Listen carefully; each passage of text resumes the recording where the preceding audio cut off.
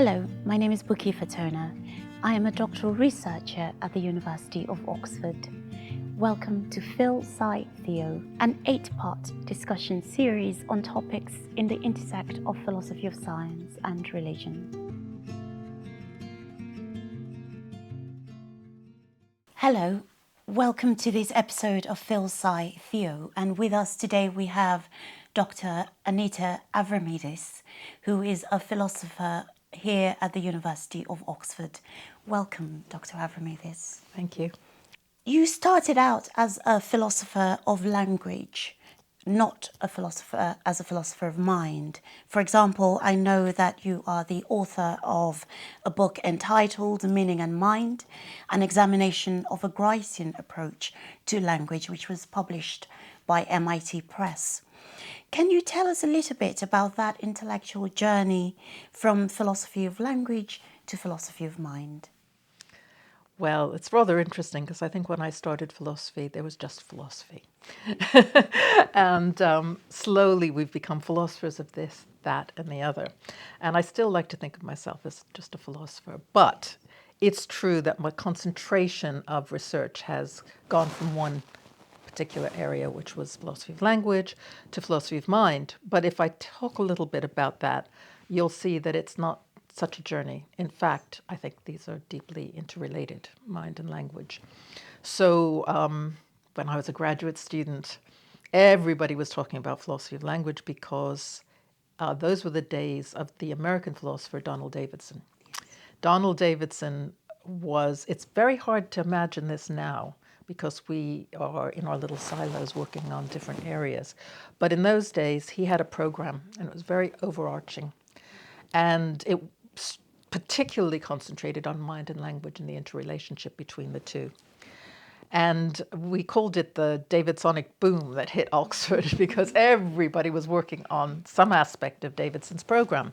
And I had been working on some aspects of it, but I began to ask myself, well, what was the shift? There were these other philosophers who had talked about language, and suddenly we were only talking about Davidson. And I became interested in an Oxford philosopher whose name was H.P. Grice. He's quite a well-known philosopher outside of philosophy because he's very, very well-known amongst linguists. He did a lot of work not only in semantics but in pragmatics. His work is still very strong today. And I wondered why philosophers had shifted their attention. And indeed, in those days, we used to ask this question and think about it for a long time, talk about it over drinks, and that was, is there progress in philosophy or only fashion? And I believed in progress. I think I now, later on in my career, think there's a touch of fashion about things, but in those days it was progress. Well, I started to think about Grice's approach to language, and what interested me was that Grice had a rather, you might say, intuitive view of how language gets its meaning. And when philosophers talk about meaning in language, they don't just mean the meaning of a particular word or meaning in this language or that language. They mean the very idea of meaning. How do noises and sounds come to have significance for us? And Grice had a rather simple view, and it was that, well, they have meaning for us because of the beliefs and intentions behind them. So when I speak to you, I'm intending to produce beliefs in you, beliefs that are like the beliefs that I have. And of course, that immediately raises a question which didn't really get asked, but it raises a question, well, what about the meaning of my thoughts? Yeah. And of course, there's a really big question here about how these thoughts and beliefs, are they just to be part of pragmatics and words have their independent meaning, or are they sort of more deeply embedded in the very business of meaning? I was very much of this thought that how to put this, that meaning was socially imbued. Okay. However, at that time, what was really happening with Grice's work was something that I think people will be interested in today, which is the idea that how can we give a sort of naturalist account of meaning? How can we somehow get meaning into the physical system? And the idea was, well, look, Grice showed us that you could give an analysis of meaning, word meaning, in terms of beliefs and intentions. And psychologists are working on a physicalist reduction of beliefs and intentions. So if we can marry these two up, we get this nice kind of vertical line down, and then it all goes down into the brain. Yes. That's all you have to do is talk about the brain. Yeah? And even then, that bothered me. So the book was about, no, that's the wrong way to think about Grice's work. Okay. So it wasn't really about his all the details of the account, but really at its heart, it was about moving us away from reductionism. Yes. And saying that actually, if you want to understand the thoughts and intentions of speakers, you need not to go down to the brain, but out to other speakers. Yes. Hence the social. Yes. So now you can begin to hear already that I'm going to start thinking about the mind Yes. rather than just language. So philosophy of language led you to philosophy of mind. How did you become interested in other minds? Indeed, philosophers speak about the problem of other minds. Could you give us an idea of what that problem is?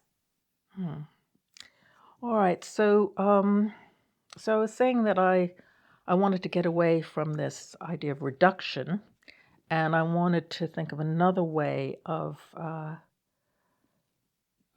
thinking about meaning.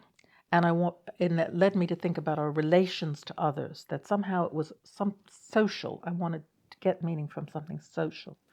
Now, already you can see that I'm going to beginning to move away, as many philosophers have, and have struggled with, because this isn't easy. The idea that as soon as you talk about the social, you want to say, yes, but there's something very private over here. And the social is additional. Yes. And that's the thing I'm struggling with. Is it just additional, or is it somehow part of the fabric of me, of my thoughts and my intentions? How that works is really complicated, but at least it gives you some idea of the direction I want to go in. Yes. Now, if you think, which is such a natural thought, no, but I know what I'm thinking and feeling. That's a datum, that's a given. Nobody can deny that. It's got something to do with just the fact that we can, as it were, concentrate inwardly. We even use these metaphors. We see things in our mind's eye or whatever.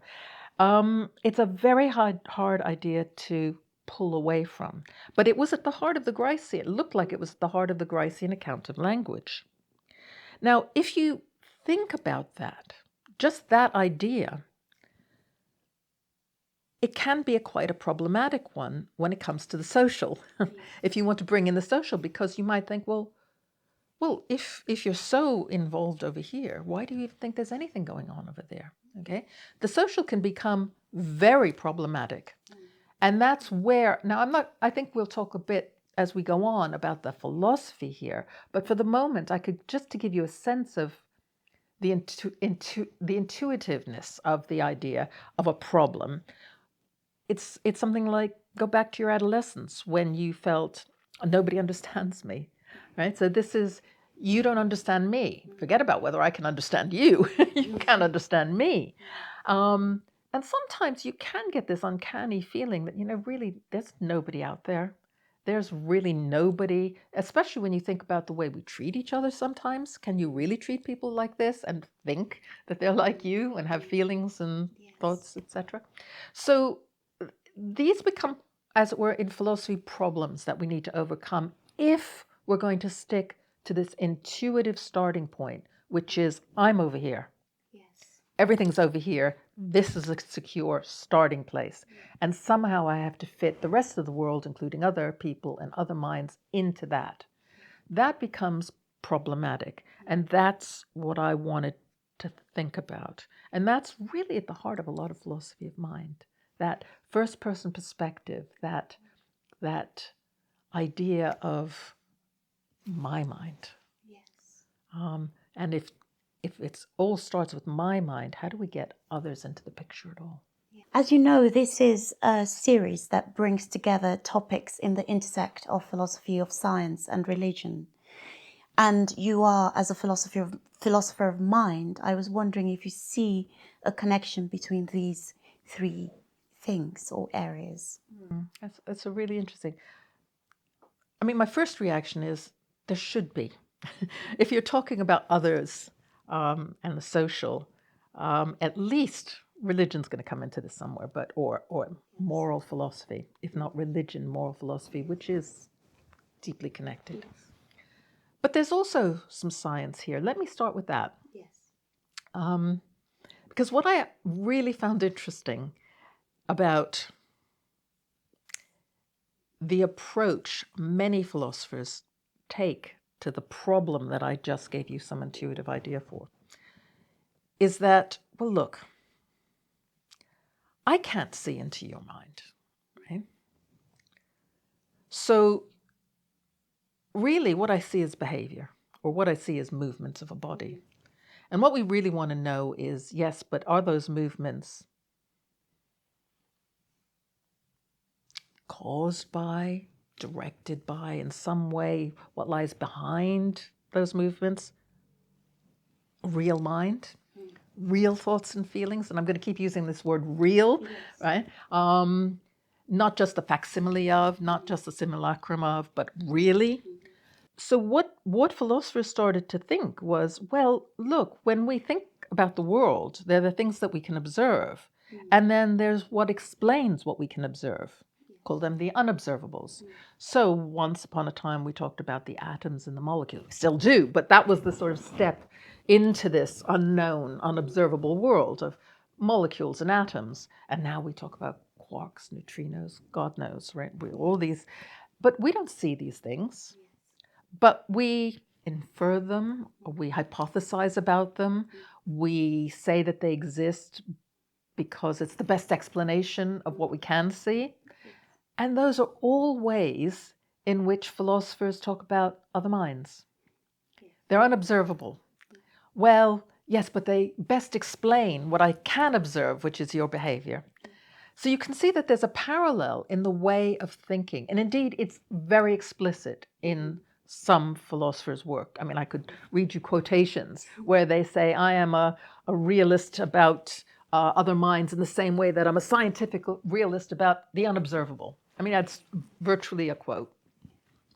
And it's interesting to me because I think that before this idea that it's what's called the inference to best explanation, philosophers used to say, oh, I know that you have a mind by analogy. Right? By analogy with what happens over here, I can see it happening over there. And by analogy, it must be because you have a mind like I have a mind.